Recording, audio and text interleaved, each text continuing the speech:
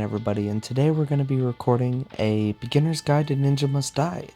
Everything you need to know, try and break it down for you. There is a lot to go through, so please be patient with me. We'll try to get through all of it, alright? And I'll try to minimize as much of the sidetracking as I can.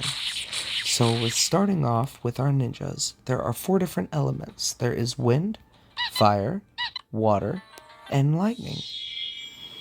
Each of these specific ninjas have 2 different talent trees. There's going to be the element tree, which is for each element of wind, fire, and all the rest. And then you have your character specific talent tree, which is where you're going to get your character specific buffs, as well as any traits that they specifically have. In order to upgrade these, you have to collect the specific stone of that element, such as windstone, waterstone. As you can see, I have 236 water stones.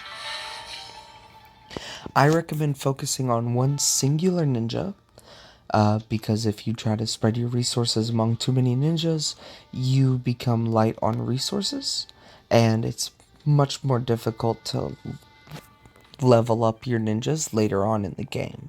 So focusing on one ninja at a time would be the smartest move for all new players. Going on next, we have our weapons. Just like with our ninjas, each weapon has its own element. These elements will be attached onto the same element ninja. You can attach any weapon to any ninja. However, there are both bonuses and buffs that you will receive within the ninja's talent tree, such as bonus health and bonus attack, as long as its main weapon is equipped with a weapon of the same element. Your sub-weapon doesn't have to have the same element, but the main weapon will for all the buffs.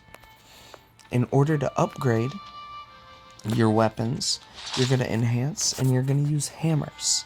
There are element specific hammers such as these, and there's also the normal hammers, as well as any weapons that you have. There are also star power.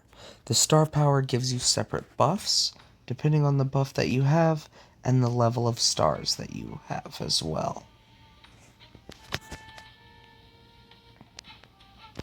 In order to get, you see that I have the +1, +2s. This is called limit breaking your weapon. Once you limit break, it also gains additional buffs. That is something that'll happen whenever you have multiple copies of the same weapon. In order to limit break, you have to have 2 copies of the weapon in order to pair them together. Going on next, we have our relic sets. There are different rarities, anywhere from D relics all the way up to SS relics. There's a little bit beyond that, but we'll get into that here in a second. From C to A relics, whenever you upgrade them by pairing 3 or 4, or with S and higher 5 relics, these will cost you silver to upgrade. Once you get into S, it unlocks a new form of payment called Dragon's Blood. This Dragon's Blood is only for S and SS relics, and an S relic is 600 and an SS relic is 3000 to craft. With S and SS relics, you'll also need the specific recipe that you want to use in order to craft it. After you get to SS, you can upgrade it SS +1, +2, +3 by clicking the upgrade button on it, and you'll need a copy of the SS in order to upgrade it +1. So I need another copy of this in order to get it as a +1 and get the bonus upgrades. Each ninja has 4 relic sets until you get them to perk 2. In which case, let's switch over to Snowdance Ring. You will unlock a 5th relic set specifically for the ninja's set. There are 2 different types of relics. There's universal relics, which can be used on their buffs. There's no additional buffs, and they can be used on any ninja. And then you have a set specific relic. They can still be used on any ninja. However, the set bonus that's unlocked with them can only be unlocked on their character. So this one is this character specific. You see how it shows a little shirt, which is meaning for set bonus, and I get that set bonus whenever I have it upgraded. As you see, I have that set bonus. You only need 2 relics of the ninja in order to unlock a set bonus. So having 3 or even 4 of the same relic for the ninja will not change the set bonus at all. As you see, it is still set level 3.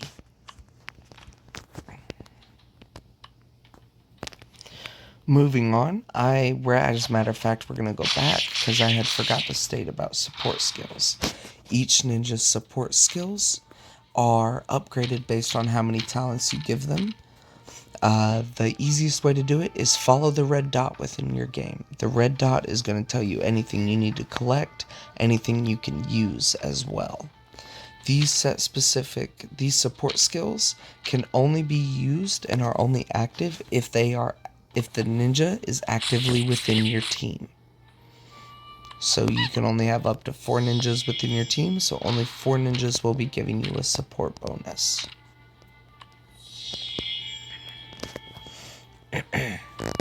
Moving on to the separate game modes that we have, there is story mode, bounty mode, race mode, arena, and ninja trials. Ninja trials, we're going to start off here, are going to be your primary set for getting silver, hammers, and your element stones for your ninjas. You use these You complete these ninja trials by using rice balls. You can only have up to 30 rice balls at a time. Once you get to 30, you can no longer accumulate rice balls. So it is recommended to use them as soon as you get up to 5, because it takes 5 in order to finish. After you finish a ninja trial for the first time, you will unlock the option to quickly finish it. Once you click quick finish, it'll give you the rewards without having to fight the boss again. But you do have to fight the boss at least once in order to unlock quick finish. Going on next, we have story mode. I recommend doing story mode as much and as thoroughly as possible. It'll give you the most missions unlocked in order to upgrade faster. There is both normal mode and elite mode. And story mode basically speaks for itself. The second is bounty mode. Bounty mode is where you're primarily going to get your relics from. So whenever we go in and do a bounty, this is where you'll get your relics, if they ready up. By completing a bounty, you will receive relics. Your bounties that you have, and you are the team leader of said bounties, will always give you rewards.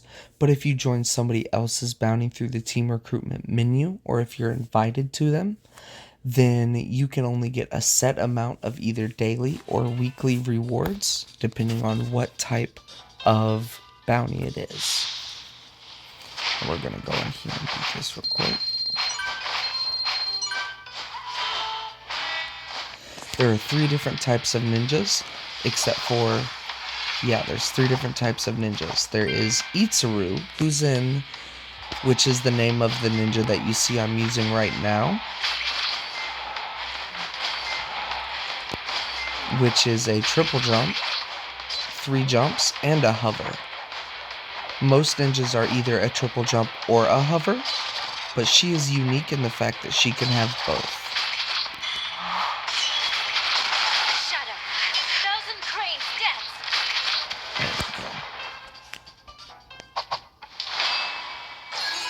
And as you see, as my reward, I got both Dragon's Blood and relics that I can use.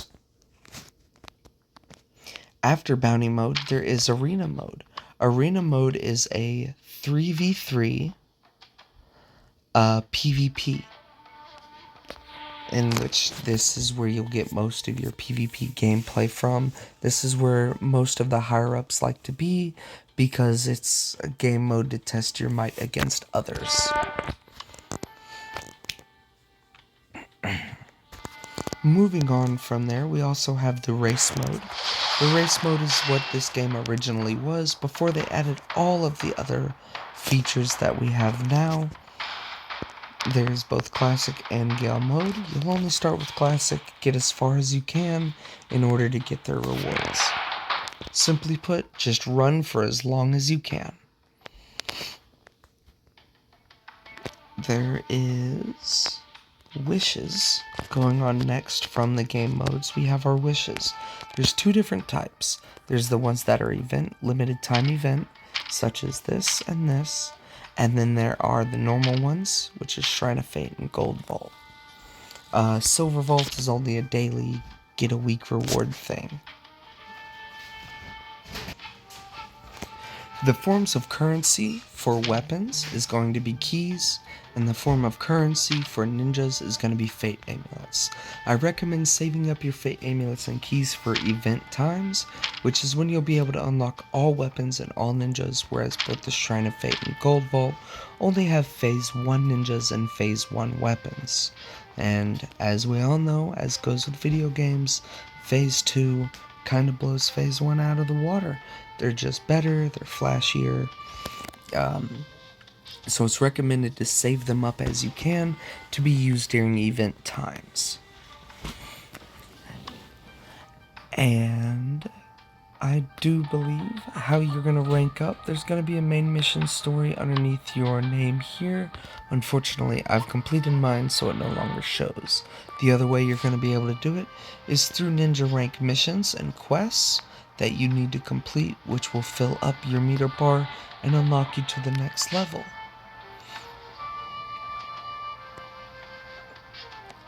Two more game modes that we don't have are that I did not cover are specifically for clans. Whenever you join a clan, this game is heavy on clan gameplay. You have both Clan Clash, which is Saturdays and Sundays, and you have Abyss, which is placed on Fridays. You have your preparation instance in order to unlock the Abyss perks, and then Clan Clash is just normal. The easiest way to describe these two game modes, Abyss is bounty bosses for the whole clan, and Clan Clash is arena for the whole clan. And I do believe that is all that I need to cover. If there's anything I've missed, or if there's any other questions that you have for me, please drop it down in the comment section. That way I could help get you the information you need. Thank you for watching through the video, and you have a lovely day.